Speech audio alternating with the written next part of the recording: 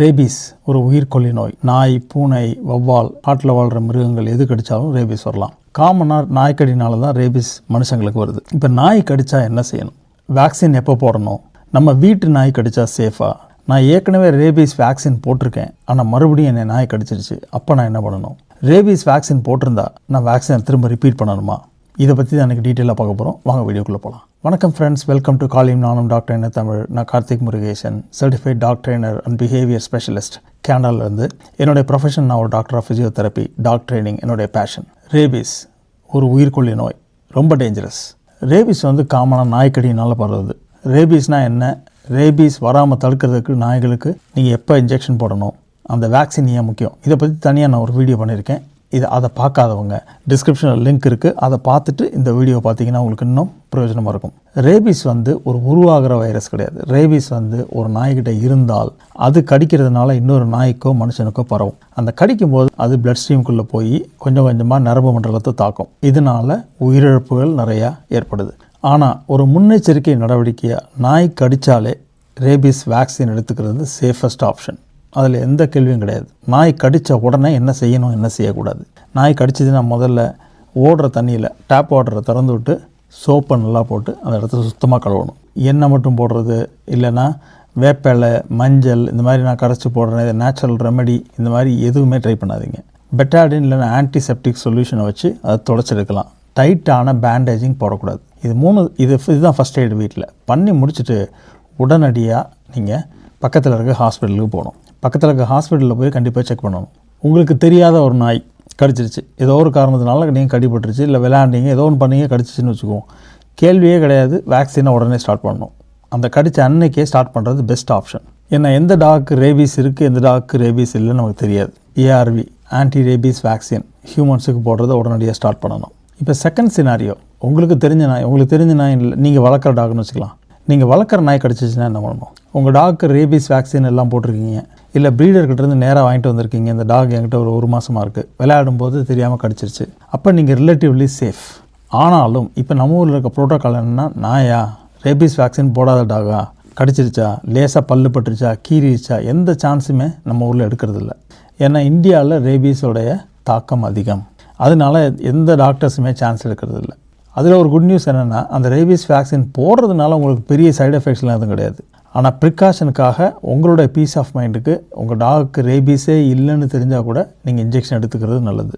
ஒரு rabies virus உடம்புக்குள்ளே போனதுலேருந்து 10 நாளைக்குள்ளே ஒரு டாகுக்கிட்டேயோ மனுஷன்கிட்டேயோ சிம்டம்ஸ் தெரிய ஆரம்பிக்கிறதுக்கான வாய்ப்புகள் ரொம்ப அதிகம். ஆனால் இதில் முக்கியமாக நீங்கள் தெரிஞ்சுக்கிற விஷயம் நீங்களாக ஒரு அசம்ஷனில் நமக்கு 0 ரிஸ்க் அப்படிங்கிற முடிவுக்கு போகாதீங்க. ஒருவேளை டாக் கடிச்சிருச்சுன்னா உங்கள் டாக்டர்கிட்ட பார்த்து நீங்கள் வேறு எந்த இன்ஃபெக்ஷனும் வராமல் இருக்கணும். ஏன்னா கடித்ததுனால அந்த ரேபீஸ் மட்டும்தான் இன்ஃபெக்ஷன் இல்லை. அதனால் ஒரு டாக்டர்கிட்ட செக் பண்ணிக்கோங்க. டாக்டர் அந்த முடிவு எடுக்கட்டும், உங்களுக்கு வேக்சின் கொடுக்குறது நல்லதான்னு, இல்லை வேக்சின் வேண்டாம்னு நினைக்கிறாங்களான்ற முடிவை டாக்டர் எடுக்கட்டும். பொதுவாக 10 டே ரூல்னு ஒன்று இருக்குது. ஒரு நாய் நம்மளை கடிச்சதுக்கப்புறம் அடுத்த 10 நாளைக்கு டாக் ஹெல்த்தியாக இருந்துச்சுன்னா உங்களுக்கு ரேபீஸுக்கான வாய்ப்பு ரொம்ப ரொம்ப குறைவு. அதனால தான் மேலை நாடுகளில் ஒரு நாய் வேறு யாராவது கடிச்சிருச்சுன்னா அவங்களுக்கு ரேபீஸ் வேக்சின் போட்டிருக்கா அப்படின்னு பார்ப்பாங்க. ரேபீஸ் வேக்சின் போடலை அப்படின்னா உடனடியாக அவங்களுக்கு ஹியூமன் ஏஆர்வி வேக்சின் போட்டுருவாங்க. போட்டுட்டு டாகை குவாரண்டைன் பண்ணிடுவாங்க. 10 நாளைக்கு டாக் நீங்கள் தனியாக அங்கே இதில் வச்சுக்கோங்க, ஒரு ஸ்பெசிஃபிக் ஏரியாவில் உங்கள் வீட்டுக்குள்ளேயே வச்சுக்கோங்க. டாக் 10 டேஸ்க்கு அப்சர்வ் பண்ண சொல்லுவாங்க. இதுதான் அனிமல் கண்ட்ரோல் பண்ணக்கூடிய ஸ்டெப். நம்ம ஊரில் அனிமல் கண்ட்ரோலோட ஃபாலோ அப்போ, முனிசிபாலிட்டி ஃபாலோ அப்போ எப்படி இருக்குன்னு தெரியாது. அதனால் நம்ம தான் அதுக்கு ரெஸ்பான்சிபிள். ஸோ கரெக்டான டெசிஷன் நீங்கள் தான் எடுக்கணும். ஓகே, இப்போ வேக்சின் எந்த மாதிரி ஸ்கெடியூல் இருக்கும்? ARV anti rabies vaccine. இந்த வேக்சின் தான் டாக்டர்ஸ் ப்ரிஸ்கிரைப் பண்ணுறது மனுஷங்களுக்கு. ராபி பியூர், வேரா, ரப் இந்த மாதிரி பிராண்ட்ஸ் நிறையா இருக்குது. ஆனால் அதோடைய கான்செப்ட் எல்லாமே ஒன்று தான். இந்த ரேபீஸ் வேக்சின் சில சமயம் 4 to 5 டோஸ் வரைக்கும் கொடுப்பாங்க. முதல் முறையாக ரேபீஸ் வேக்சின் இந்த மாதிரி நீங்கள் ஹியூமன்ஸ் எடுக்கிறதா இருந்தால் அது கடித்த நாள் அன்னைக்கு ஃபஸ்ட்டு வேக்சின், அப்புறம் 3வது நாள், அப்புறம் 7வது நாள், அப்புறம் 14வது நாள், அப்புறம் 28வது நாள். 28வது நாள் சில டாக்டர்ஸ் சஜஸ்ட் பண்ணுவாங்க, சில டாக்டர்ஸ் சஜஸ்ட் பண்ண மாட்டாங்க. மொத்தத்தில் 4 to 5 டோசஸ் ஆஃப் வேக்சின் இந்த இடைவெளிகளில் போடுவாங்க. ஃபஸ்ட்டு டோஸை டிலே பண்ணக்கூடாது. எப்படியாக இருந்தாலும் இப்போ நீங்கள் ஒரு வேளை நாய் கடிச்சிருச்சு, நீங்கள் அதை சரியாக கவனிக்கலை, இல்லை ஒரு 4 நாள் ஆயிடுச்சு, 5 நாள் ஆச்சு, அது டூ லேட்டாக இல்லை. 10 டேஸுக்குள்ளே டூ லேட் கிடையாது. ஆனால் 10 டேஸ் வரைக்கும் வெயிட் பண்ணக்கூடாது. நம்ம கடைசி நேரத்தில் எவ்வளோ சீக்கிரம் போகிறீங்களோ அவ்வளோ சீக்கிரம் நல்லது. ஏன்னா கடித்த இடத்துல அந்த வைரஸ் இருக்கும். அந்த வைரஸ் வந்து கொஞ்சம் கொஞ்சமாக உங்கள் பிளட் ஸ்ட்ரீமுக்குள்ளே போக ஆரம்பிச்சு அதுக்கப்புறமா பிரெயினுக்கு போக ஆரம்பிச்சிடும். பிரெயினுக்கு போயிருச்சுன்னா சிம்டம் ஸ்டார்ட் ஆகிடும். சிம்டம் ஸ்டார்ட் ஆச்சுன்னா அதுக்கப்புறம் அதை ஒன்றுமே செய்ய முடியாது. அதனால் டிலே பண்ணாமல் கண்டிப்பாக போயிருங்க. 2 நாள் ஆச்சு 3 நாள் ஆச்சுன்னாலும் போயிருங்க. அது ரொம்ப லேட் கிடையாது. இப்போ முக்கியமான ஒரு டவுட், ரேபீஸ் வேக்சின் போட்டாச்சு, அதுக்கப்புறம் 3 மாதம் கழிச்சு நான் மறுபடியும் வேற ஒரு கடி வாங்கிட்டேன், 2 மாதம் கழிச்சு, இல்லை 6 மாதம் கழிச்சு, இல்லை 1 வருஷம் கழிச்சு, 1.5 வருஷம் கழிச்சு மறுபடியும் என்னோட டாக் கடிச்சிருச்சு. அப்போ நான் என்ன செய்யணும்? அப்போ இதே 5 டோஸ் ரிப்பீட் பண்ண மாட்டாங்க. அப்போ 2 டோஸ் நிப்பாட்டிடுவாங்க. அகெயின் அப்போவும் டாக்டர் தான் அந்த முடிவு எடுக்கணும். இதெல்லாம் வந்து ஜென்ரல் கைட்லைன்ஸ் மட்டும்தான். அதனால் எப்போவுமே இன்னொரு விஷயம் ஞாபகம் வச்சுக்கோங்க, ஒரு நாய் கடிச்சிருச்சு அப்படின்னா, உங்கள் குழந்தைய கடிச்சிருச்சு, நம்மளை கடிச்சிருச்சு, நீங்கள் ஃபஸ்ட்டு செய்ய வேண்டியது டாக்டர்கிட்ட போகிறது. இது வந்து எஜுகேஷனல் பர்பஸஸுக்கு மட்டும்தான். யாருமே வந்து சோஷியல் மீடியாவில் உடனடியாக ரெமெடி தேடாதீங்க. சோஷியல் மீடியாவில் சொல்கிறது எல்லாமே என்னோட வீடியோவையும் உட்பட அதை மட்டும் எடுத்துக்கிட்டு இது எல்லாத்துக்குமே பொருந்தும் அப்படின்னு நினச்சிடாதீங்க. நேரடியாக உடனே டாக்டர்கிட்ட தான் போனதான். போயிட்டு வந்து அப்புறமா அதுக்கான ஆராய்ச்சியெல்லாம் அப்புறம் பண்ணிக்கலாம். பொதுவாக இருக்கிற மித்ஸ், என்னோடய டாக் வந்து ரொம்ப ஹெல்த்தியாக இருக்குது, இல்லை வெளியில் இருக்கிற டாக் நான் பார்த்துருக்கேன், இந்த டாக் தெருவில் நான் பார்க்குற டாகோ ஏதோ ஒன்று, அந்த டாக் நான் அடிக்கடி பார்த்துருக்கேன், அது ரொம்ப ஹெல்த்தியாக இருக்குது, நல்லா தான் இருக்குது, அதனால நான் போய் டாக்டர்கிட்ட போக வேண்டியதில்லை. இது வந்து ஒரு காமனான மித். இல்லை நம்ம வெறுமனை மருந்து ஏதாவது போட்டோம்னா நல்லா சரியாக போயிடும், அது ஒரு மித். ரேபீஸ் வேக்சின் ஆல்ரெடி எடுத்திருக்க டாகாக இருந்தால் அதுக்கான வாய்ப்புகள் ரொம்ப ரொம்ப குறைவு. டெட்டனஸ் டாக்ஸாய்டு டிடி இன்ஜெக்ஷன் போட்டு உங்களுக்கு 10 வருஷத்துக்கு மேலே இருந்துச்சுன்னா மறுபடியும் ஒரு டிடி இன்ஜெக்ஷன் எடுத்துக்கிறது நல்லது. அதையும் நீங்களாக முடிவு பண்ண முடியாது, அதை முடிவு பண்ண வேண்டியது உங்கள் டாக்டர். அதனால் கடித்தா இந்த 2 காரணத்தில் எந்த காரணத்துக்காக வேணாலும் நீங்கள் டாக்டர்கிட்ட போக வேண்டியது இருக்கலாம். ஆனால் அந்த டிடி இன்ஜெக்ஷன் ரேபீஸ் ஏஆர்வி அந்த வேக்சினுக்கு சப்ஸ்டிடியூட் கிடையாது, அதுக்கு மாற்று கிடையாது.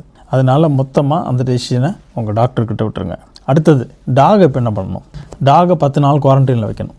டாகை வெளியில் வாக்கிங் கூட்டு போகக்கூடாது, வேறு டாக்ஸு கூட இன்ட்ராக்ட் பண்ண விடக்கூடாது, வேறு குழந்தைங்கள் கூட விளையாட விடக்கூடாது 10 நாளைக்கு. டாக்கிட்ட ஹெல்த் வைஸ் ஏதாவது வித்தியாசங்கள் வர ஆரம்பிச்சிது, டாக் வாமிட் எடுக்க ஆரம்பிக்குது, டாக் வந்து திடீர்னு சடனாக அக்ரெசிவாக ஆரம்பிக்குது, டாக் வந்து எக்ஸசிவாக ட்ரூலிங், அதாவது வந்து எச்சில் கொட்டிக்கிட்டே இருக்குது, இது மாதிரி நார்மலான ஒரு பிஹேவியர் மாற்றங்கள் வந்தாலும் சரி, உடல் ரீதியாக சாப்பாடு தண்ணி குடிக்கிறது, இந்த மாதிரி எல்லா விஷயத்தையும் நீங்கள் டிராஸ்டிக்கான டிஃப்ரென்ஸ் ஏதாவது பார்த்தீங்க உடனே அப்படின்னா அந்த டாக் வெட்டேரியன் கிட்ட போகணும். வெட்டேரியன் கிட்ட கூட்டிகிட்டு போகிறதுக்கு முன்னாடி முடிஞ்சால் மசிலில் போட்டு கூட்டிகிட்டு போங்க. இதெல்லாம் செய்யணும். 10 நாள் வரைக்கும் டாக் வந்து நார்மலாக இருந்துச்சு, எதுவும் இருந்துச்சுன்னா ஒரு பிரச்சனையும் கிடையாது. இதுதான் நீங்கள் டாக் பண்ண வேண்டியது. இன்னொரு முக்கியமான விஷயம், ஸ்ட்ரே டாக்ஸ் அடாப்ட் பண்ணுறவங்க, தெருவில் இருக்க நாய்களை அடாப்ட் பண்ணுறவங்க, யார் அடாப்ட் பண்ணி கொண்டு வந்தாலும் அதுக்கு எத்தனை வயசு இருந்தாலும் சரி, அதோட வேக்சினேஷன் ஹிஸ்ட்ரி இதெல்லாம் எதுவுமே உங்களுக்கு தெரியாது. ஸோ நீங்கள் அடாப்ட் பண்ணால் உடனடியாக வெட்டினரின்ட்ட கூட்டிகிட்டு போய் நீங்கள் வேக்சினேஷன் ஸ்கெடியூலை ஸ்டார்ட் பண்ணிடுங்க. Regular vaccine schedule plus rabies எல்லாமே ரிப்பீட் பண்ணிடுவாங்க, சான்ஸே யாருமே எடுக்க மாட்டாங்க. ஸோ வேக்சினேஷன் ஸ்கெடியூல் பற்றியும் ரேபீஸ் வேக்சினை பற்றியும் தெருநாய்களை தத்தெடுக்கும் போது நீங்கள் ஃபாலோ பண்ண வேண்டிய கடைப்பிடிக்க வேண்டிய ஸ்டெப்ஸ், நீங்கள் அடாப்ட் பண்ணி அதை வீட்டுக்குள்ளே கொண்டு வர்றது அப்படிங்கிற ஸ்டெப் பை ஸ்டெப் விளக்கமாக சொல்லி ஒரு வீடியோஸ் பண்ணியிருக்கேன். அந்த வீடியோஸ்லாம் டிஸ்கிரிப்ஷனில் போடுறேன், அதை பார்த்துட்டு உங்களுக்கு கொஸ்டின்ஸ் இருந்தால் கேளுங்க. இன்னொரு விஷயம், டாக் கேர், டாக் ட்ரைனிங், உங்கள் டாக் கூட நீங்கள் எப்படி உங்கள் லைஃப்பை சந்தோஷமாக வச்சுக்கிறது, நிறைய பேருக்கு இதில் கேள்விகள் இருக்குது. அதுக்கு ஹெல்ப் பண்ணுறதுக்காக தான் ஒரு ஃப்ரீ வாட்ஸ்அப் கம்யூனிட்டி வச்சுருக்கேன். இதோட கோல், டாக் ஓனர்ஸ் டாக்ஸ் ரெண்டுமே சஃபர் ஆகக்கூடாது, எந்த டாக்ஸும் அபேண்டன் பண்ணப்பட்டு தெருக்குள்ளே விடப்படக்கூடாது, தவறான புரிதல்களில் தவறான ஒரு ப்ரீடை ஒருத்தர் செலக்ட் பண்ணக்கூடாது, நாய்கள் துன்புறுத்தப்படக்கூடாது. இதெல்லாம் தான் அந்த குரூப்போட கோல். இது ஒரு ஃப்ரீ வாட்ஸ்அப் கம்யூனிட்டி. அதில் சேரணும்னு நினைக்கிறவங்களுக்கு டிஸ்கிரிப்ஷனில் லிங்க் இருக்குது, நீங்கள் அதை கிளிக் பண்ணி எனக்கு நேரடியாக டைரக்ட் மெசேஜ் வரும், நான் அதில் உங்களுக்கு அந்த லிங்க்கை ஷேர் பண்ணி விடுறேன். இந்த வீடியோ உங்களுக்கு பிரயோஜனமாக இருக்குன்னு தோணுச்சுன்னா, இந்த வீடியோ யாருக்காவது பயனுள்ளதாக இருக்கும்னு நினச்சிங்கன்னா அவங்களுக்கு இந்த வீடியோவை ஷேர் பண்ணுங்கள். மீண்டும் ஒரு முக்கியமான தகவலோட கூடிய விரைவில் உங்களை சந்திக்கிறேன். அது வரைக்கும் உங்கள்கிட்ட இருந்து விடைபெறுறது கார்த்திக் முருகேசன். காளியும் நானும் doctor Tamil. Stay safe. Have a nice day guys.